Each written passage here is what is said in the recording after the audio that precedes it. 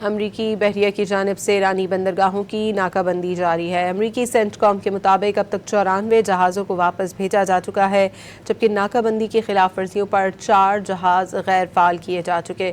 ادھر برطانیہ کی میری ٹائم ٹریڈ آپریشنز نے اب ہرمز اور خلیج عمان کی صورتحال انتہائی سنگین قرار دے دی ہے۔ میری ٹائم ٹریڈ آپریشنز کے مطابق اسحام آبی گزرگاہ سے گزرنے والی ٹریفک میں نمایاں کمی دیکھی جا رہی ہے، جس سے دنیا کی معاشی رفتار متاثر ہو رہی ہے۔ امریکی بحریہ کی جانب سے ایرانی بندرگاہوں کی ناکہ بندی جاری ہے۔ امریکی سینٹ کام کے مطابق اب تک 94 جہازوں کو واپس بھیجا جا چکا ہے، جبکہ ناکہ بندی کی خلاف ورزیوں پر 4 جہاز غیر فعال کیے جا چکے۔ ادھر برطانیہ کی میری ٹائم ٹریڈ آپریشنز نے اب ہرمز اور خلیج عمان کی صورتحال انتہائی سنگین قرار دے دی ہے۔ میری ٹائم ٹریڈ آپریشنز کے مطابق اسحام آبی گزرگاہ سے گزرنے والی ٹریفک میں نمایاں کمی دیکھی جا رہی ہے، جس سے دنیا کی معاشی رفتار متاثر ہو رہی ہے۔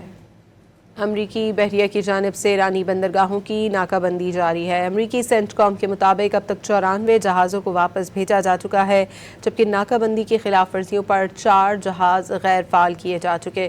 ادھر برطانیہ کی میری ٹائم ٹریڈ آپریشنز نے اب ہرمز اور خلیج عمان کی صورتحال انتہائی سنگین قرار دے دی ہے۔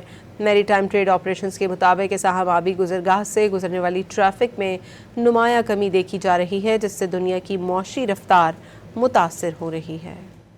امریکی بحریہ کی جانب سے ایرانی بندرگاہوں کی ناکہ بندی جاری ہے۔ امریکی سینٹ کام کے مطابق اب تک 94 جہازوں کو واپس بھیجا جا چکا ہے، جبکہ ناکہ بندی کی خلاف ورزیوں پر 4 جہاز غیر فعال کیے جا چکے۔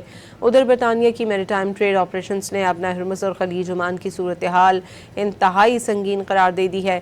میری ٹائم ٹریڈ آپریشنز کے مطابق اسحام آبی گزرگاہ سے گزرنے والی ٹریفک میں نمایاں کمی دیکھی جا رہی ہے، جس سے دنیا کی معاشی رفتار متاثر ہو رہی ہے۔